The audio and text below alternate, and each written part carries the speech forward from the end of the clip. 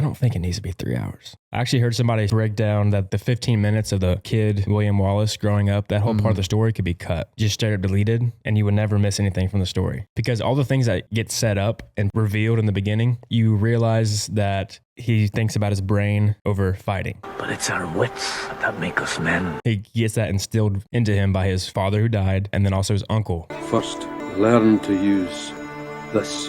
But you find that out later again. They're talking to William about something, and he mentions to another character like, well, the test of a soldier is not in his arm.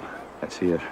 Yeah. so that would have shown that he thinks about his wits more. You don't really need to know that his father told him that, and he got it from his childhood. And you also just see his actions are also very witty. So that could have been cut from the beginning. Something else. This, honestly, I think would have made the scene more powerful. When the opening scene, you see William Wallace follow his father into the cottage where everybody's hung. Then he explains to the princess of England.